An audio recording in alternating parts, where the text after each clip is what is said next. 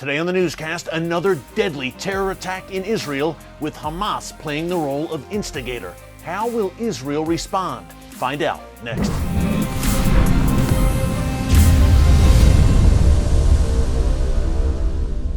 Hey folks, Erick Stakelbeck here. Welcome to the Watchman Newscast. Thursday, May 5th marked Israel's Independence Day. It should have been a joyous day throughout the state of Israel, celebrating 74 years since it was miraculously reborn as a nation. For most of the day, that was the story. Israelis gathered for barbecues and get-togethers with families and friends as Israeli fighter jets put on an air show overhead. It's always one of the most joyous days on the calendar each year in Israel. And yet, yesterday's Independence Day celebration ended in absolute horror when 3 Israelis were slaughtered by Palestinian terrorists. Now, we've had 19 Israelis murdered in all since March 21st, and last night at the end of Israel's Independence Day celebrations was just the latest incident. Here's the details as we know them. The 2 Palestinian terrorists are now on the run. As I come to you around 1 p.m. Eastern Time on Friday, May 6th, there is a massive manhunt underway in Israel with Israeli police and security services fanning out around the city of Elad in central Israel where the attack took place and trying to capture these 2 terrorists. Now, the 2 terrorists reportedly hailed from the city of Jenin. I assume they entered Israel through a breach in the security fence. Once they reached the city of Elad, they went to an outdoor park where they began their onslaught wielding an axe and a knife. They hacked 3 Israeli men to death, and they seriously wounded 4 other Israeli Jewish men.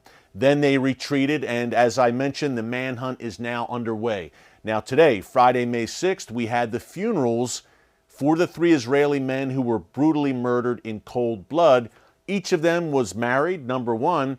Number 2, all told, they left behind 16 children. Just last weekend, last Friday as a matter of fact, 1 week ago today, and a 23-year-old Israeli security guard in the great city of Ariel was murdered by Hamas. They claimed responsibility for his death just last Friday. So this is continuing. We're seeing a very troubling pattern here. This can only be called a terror wave that Israel is facing right now.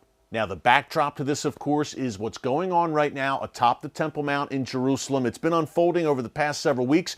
I reported from there last week here on the newscast. I was on the ground in Jerusalem where you have Palestinian rioters congregating in and around the Al-Aqsa Mosque, instigated by Hamas. More on that in a minute.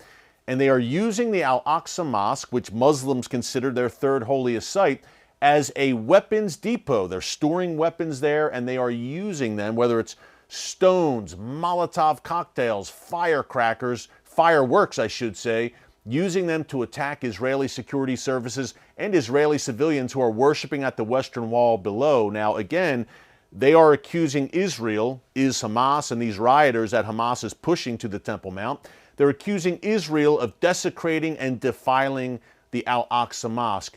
Who is desecrating the mosque when the rioters are inside using it to store weapons and actually launching Molotov cocktails from inside the mosque? That's the big question here, folks, but the international community, quote unquote, does not want to answer that, and they're calling for restraint on all sides. But folks, make no mistake about it, Hamas has intentionally incited everything that has gone down atop the Temple Mount, revolving around the Al-Aqsa Mosque over the past several weeks. Hamas is portraying itself as the defender of Al-Aqsa, and they're using this issue to stir up their supporters across the Palestinian territories and inside Israel as well. Hey, look no further. Talk about incitement and a smoking gun. Last Saturday, Yahya Sinwar, who is a top Hamas leader in Gaza, gave a speech which can only be called an incitement to murder. Now, in that speech, Sinwar called for new attacks against Israelis, and by the way, he explicitly called for Palestinians to take up axes and knives to slaughter Israelis. Last night's attack involved 2 Palestinians using an axe and a knife to murder 3 Israelis, to butcher them in cold blood. And that attack came just 5 days after Yahya Sinwar's speech calling for such attacks. I'm sure it's only a coincidence, folks, even if there is no direct Hamas link to last night's attack, you can bet your bottom dollar that these 2 terrorists were certainly inspired by the terror group that rules Gaza with an iron fist. Now, back to Sinwar's speech, called for new attacks. Nothing too brand new there other than the methods he called for, axes, knives, among other ways. But he also called for attacks against, or he warned that Hamas would attack, quote, thousands of synagogues worldwide if Israel continued to defile, in his words, the Al-Aqsa Mosque atop the Temple Mount. Lastly, he said we are on the verge, his words, of a regional religious war over what's happening on the Temple Mount in Jerusalem. Now, a religious war in Yahya Sinwar and Hamas's view is clearly a call for jihad, a call for a holy war against Jews, against Christians, against anyone who stands in Hamas's way. So that was the demonic diatribe delivered by top Hamas leader Yahya Sinwar just last Saturday night, and you wonder why we see what we saw last night, the butchery in the Israeli city of Elad. Clearly a provocation, a call to terror from Hamas, and not surprisingly, in the wake of last night's attack, Hamas and Palestinian Islamic Jihad, the other Iranian proxy operating in Gaza, they praised the attack. They called it an heroic operation, and they said it's a response to the desecration by Israel of the Al-Aqsa Mosque. There's that issue once again. Folks, it brings to mind, as we look at the Temple Mount as the most coveted piece of real estate in the world, it brings to mind the book of Zechariah, which says that a day is coming where Jerusalem will become like a burdensome stone for the whole world, and anyone who comes against it will be cut to pieces. That's what we are seeing right now. Jerusalem is not only the center of the world geographically, more and more, it will become the center of the world geopolitically. The battle over Jerusalem, the battle over the Temple Mount, those days are coming right now. And Hamas, with its Iranian patron behind it, don't forget Iran's role in this, helping to rile up Hamas and helping to direct their steps.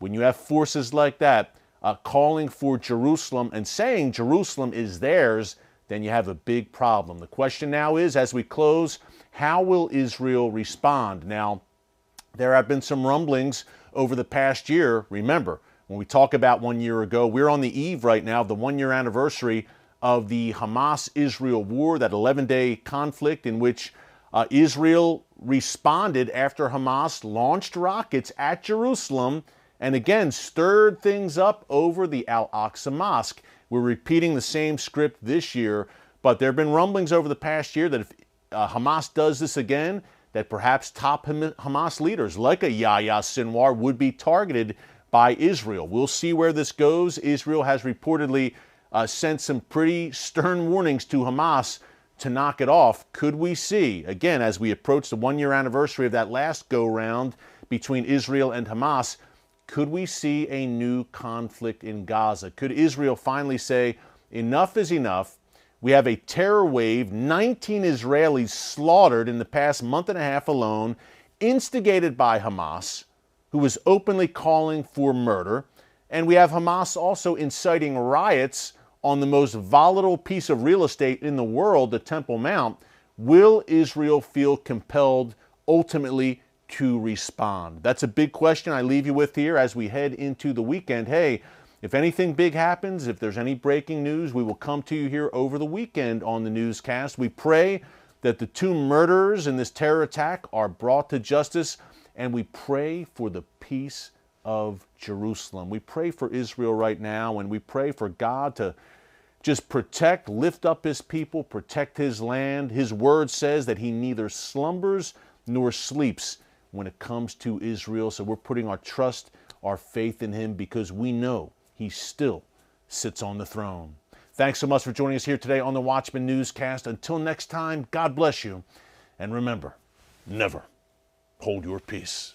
Hey everyone, thanks for checking out the Watchman Newscast. If you enjoyed this episode and want to see more, make sure you go ahead and hit the like button, click subscribe, and tap the bell icon to turn on notifications for new Watchman Newscast episodes every weekday.